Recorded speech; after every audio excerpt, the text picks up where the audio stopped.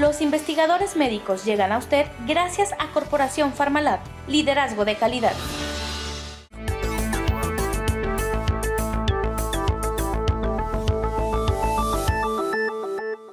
Gracias por continuar con nosotros en el programa Los Investigadores Médicos. Me encanta saber que cada día se suman más personas a nuestras redes sociales. Búsquenos bajo ese mismo nombre y dele por favor me gusta a Facebook. Es momento de compartir con nuestra nutrióloga, quien compartirá con nosotros esos conocimientos de la alimentación que ayudan a fortalecer nuestro sistema óseo.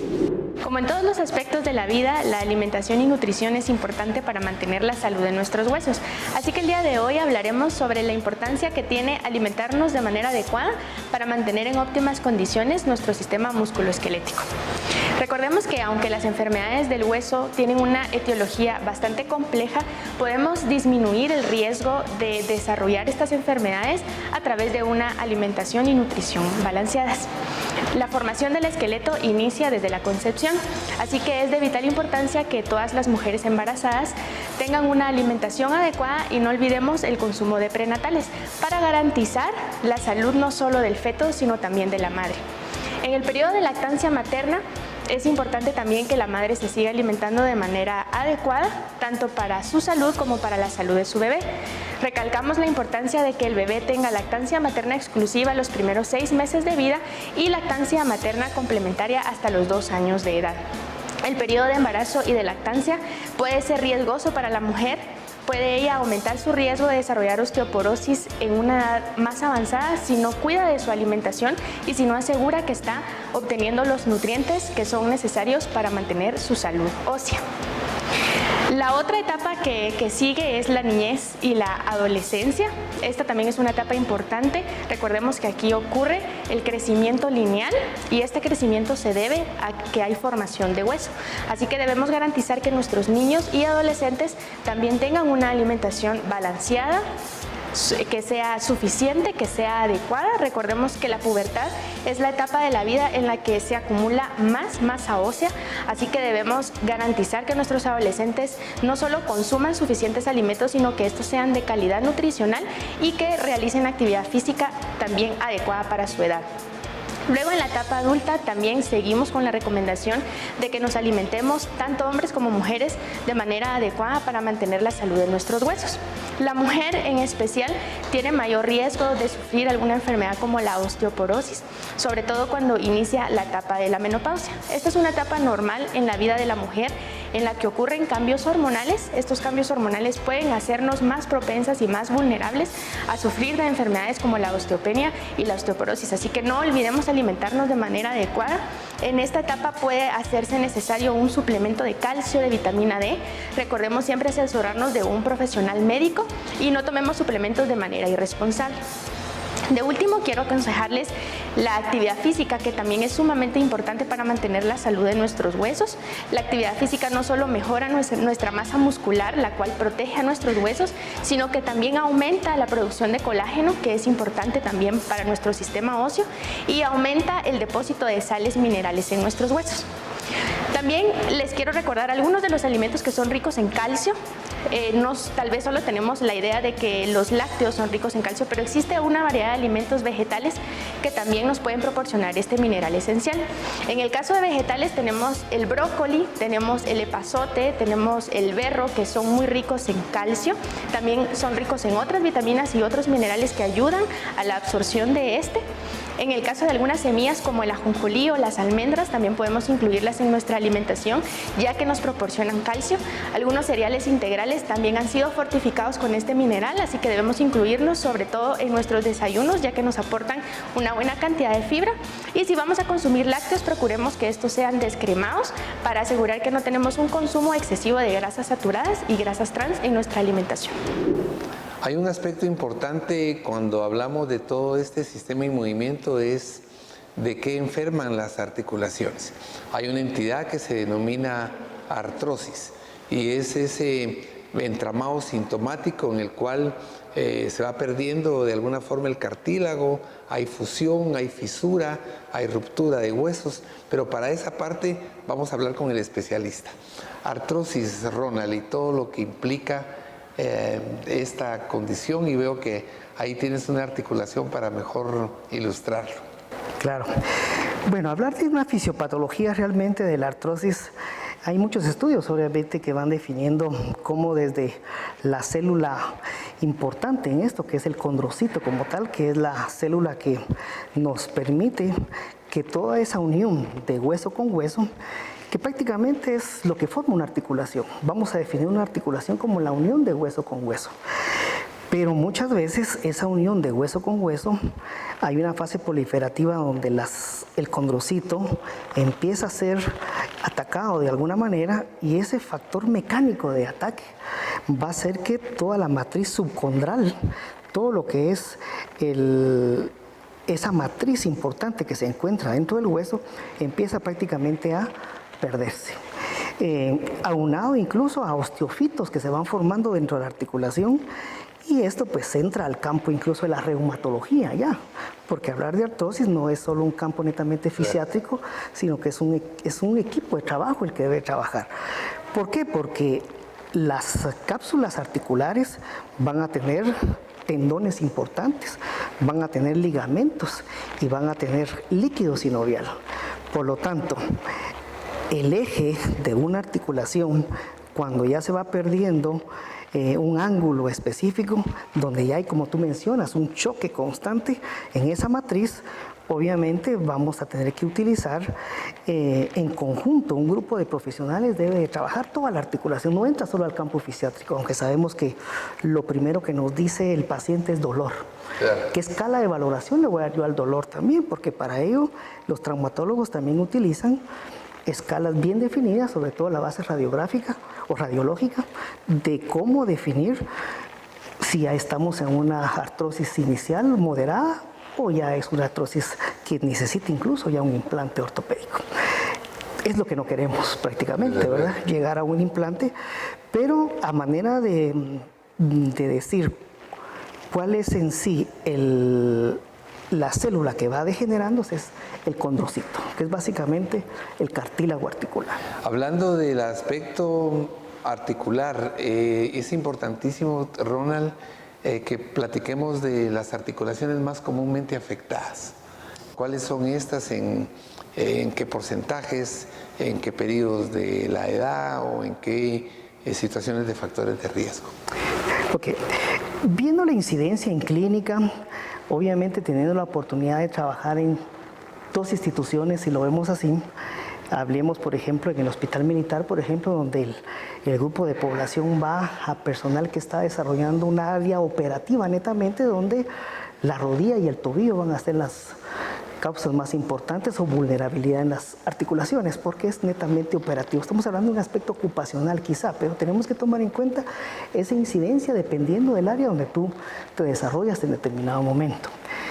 Compartiendo un poquito la experiencia en el Seguro Social, donde trabajamos con adulto mayor.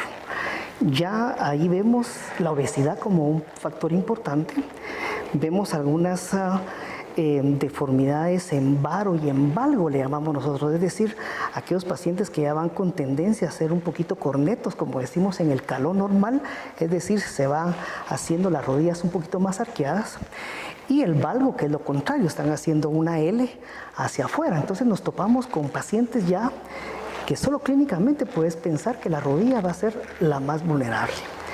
Ahora bien, luego nos topamos con algunos factores de riesgo en el índice de caída que puede tener un adulto mayor, y nos topamos con que el índice de caída en Guatemala es alto por barreras arquitectónicas. Por lo tanto, una fractura de cadera como un factor predisponente a generar una artrosis posterior lo hemos visto muy frecuente en adultos mayores. Entonces te digo que las causas también traumáticas postfracturas nos han dado de alguna manera alta incidencia en las áreas institucionales. La incidencia en clínica es un poquito más hacia el deportista, es decir, nos topamos con, se está poniendo en moda, por ejemplo, ¿quién no le gusta correr, hacer una 21K, una 5K o 10 kilómetros? Obviamente es un deporte aeróbico muy bueno, pero el no saber entrenarse, incluso el producto que interactúa con ellos, estamos hablando hasta de un tenis adecuado, puede provocar en algún momento el riesgo de una artrosis en un tobillo, por ejemplo. Entonces, estamos hablando de dependiendo del segmento donde tú estás, así puedes de alguna manera ir viendo la incidencia que puede tener en tu rol como médico. Pero te digo de que sí es muy alto ver cadera, rodilla y tobillo. Yo me quedaría con, dentro de la parte de humilde experiencia, que rodilla sigue siendo todavía más alta que la cadera, en mi criterio muy personal, al menos dentro de la experiencia que he tenido, e incluso desde Hospital Militar, donde vemos oficiales que están haciendo cargas de entrenamiento, y el fútbol, que también es una de las, podríamos decir, las características del deporte, juega un papel importante. Hoy vemos, por ejemplo, taekwondoístas, estamos viendo basquetbolistas, estamos viendo el rugby, que se está poniendo mucho en moda también, por la alta traslación que tiene, el riesgo de hacer una artrosis. Los tenistas igualmente. El codo del tenista. Béisbol. El béisbol, el codo del beisbolista. Son pequeños nombres que de alguna manera son tejidos blandos, pero como vimos anteriormente, la articulación la tenés que ver como un todo. No tenés que pensar solo en el cartílago como tal. Como te mencionaba, esto debe ser un acompañamiento que se da. Todo. La parte de la cápsula, los tendones, ligamentos.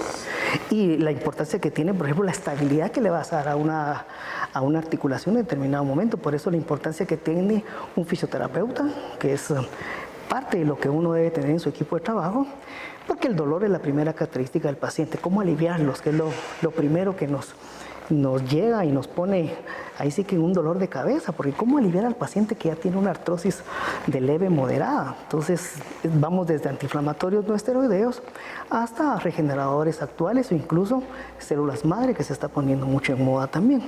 Pero es un trabajo de equipo donde incluso un metodólogo de entrenamiento físico, cuando hablamos del deporte, juega un papel importante, es decir, cómo planifica una recuperación en una fase 3 después de haber salido una fisioterapia. Ahora, obviamente, cuando tú me mencionabas los problemas de rodilla, de sobrepeso, estas personas ya tienen en su cuadro clínico dolor, limitación de movimientos, procesos inflamatorios.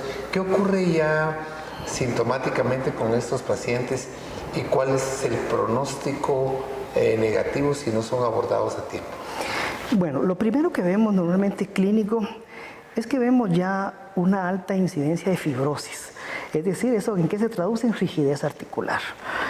Rigidez y deformidad, si lo queremos llamar así, es que quizá lo primero que observamos en determinado momento. Para eso, las técnicas de evaluar una articulación de un solo eje o de dos ejes nos permite ver esa flexibilidad a la hora de hacer pruebas de valoración funcional, porque todos somos un número ahora. Es decir, si sabemos que una rodilla tiene básicamente de 90 hasta 130 grados de flexión, ¿cómo nos topamos con pacientes que ya no pueden ni siquiera llegar a 90 grados a la hora de subir una grada, por ejemplo, o el análisis de marcha? El análisis de marcha, por ejemplo, nos permite que una rodilla debe de tener por lo menos de 20 a 30 grados cuando tú caminas. Ya nos topamos viendo pacientes que no pueden ni siquiera flexionar 40 grados, por lo tanto ya hay un riesgo de pérdida de flexibilidad. Lo primero que encontramos es fibrosis y por lo tanto pérdida de la amplitud articular, le llamamos, es decir, qué tanto mi codo flexiona o extiende o qué tanto mi codo hace pronosupinación, que son nombres quizá un poquito técnicos, pero prácticamente eso es lo que encontramos. Ya las muñecas ya no llegan a su rango de movimiento, las interfalángicas ya no llegan a sus rangos de movimiento normal, y la cadera, que es una articulación de muchos ejes que abduce, cierra la cadera, ya no lo podemos ver en nuestros pacientes. Existe una rigidez total. Eso es lo que queremos evitar y para eso hay formas de tratarlo, sobre todo el alivio del dolor, más un trabajo de mejorar la extensibilidad del tejido, calor, utilizamos también ya algunas radiaciones no ionizantes como el ultrasonido, los magnetos incluso los estamos utilizando muy bien para precisamente evitar esa rigidez. Lamentablemente son tratamientos quizá muy paliativos, pero que obviamente ¿qué queremos? Mejorar la calidad de vida del paciente y por lo tanto que él sea mejor funcionamiento, es decir, su actividad de vida diaria mejor, es decir, que él pueda agarrar el vaso, que lo pueda llevar a su boca, que él pueda incluso poder caminar o subir una grada Hay muchas escalas de valoración actual que a nosotros los médicos nos sirven. Por ejemplo, las escalas de ABD, por ejemplo, cómo está las actividades de la vida diaria del paciente. Si sube grasa, si ya no sube, si se puede sentar, si ya no se sienta, si da pasitos cortos, por ejemplo. Todo eso lo tenemos que ir haciendo un engranaje para decir hacia dónde voy a llegar mi objetivo terapéutico. Porque muchas veces no podemos llegarlo al 100%. Fantástico. Esta parte es vital.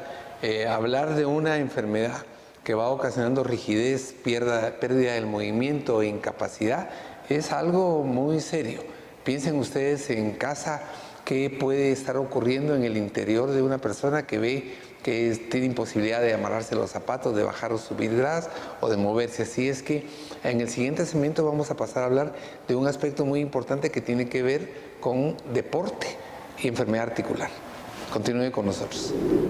Dato importante, nuestros huesos se renuevan cada 10 años y a pesar de esta continua renovación, las enfermedades de los huesos están entre las afecciones más comunes, en especial entre los adultos mayores.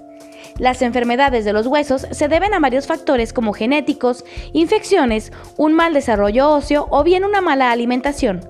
Mientras que los problemas de genes son más difíciles de evitar, sí que podemos cuidar la alimentación y nuestro cuidado personal para prevenir enfermedades óseas en el futuro. Es momento de invitarle a que se quede con nosotros porque al volver en el programa Los Investigadores Médicos estaremos conversando de una de las enfermedades que más afecta a nuestro sistema óseo, la osteoartrosis. Además de esto estaremos hablando de los beneficios de Arthrosil 5. Ya volvemos.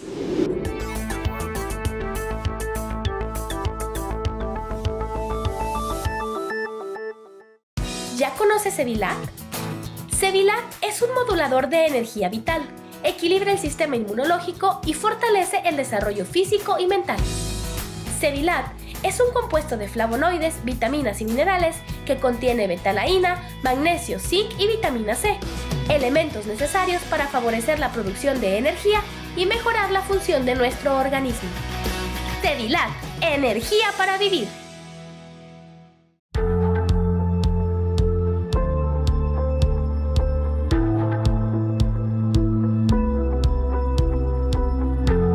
El CIM es el Centro de Innovación Médica. Esta es la parte inicial de Ciudad Científica, en la que se estudian, investigan y se formulan productos para tratar todo ese gran grupo de enfermedades recurrentes, crónicas o agudas que son invalidantes. El Centro de Innovación Médica trabaja a través de toda una plataforma de estudio. Se hacen una serie de estudios a nivel bibliográfico. Luego ya se trabaja computarizadamente en toda la propuesta de las vías biológicas que se alteraron y las vías biológicas que se van a restaurar. Una vez que todo eso se ha hecho, ya se pasa a la parte de producción y de manufactura de productos que está ligado a lo que es Farmalat y su corporación de investigación.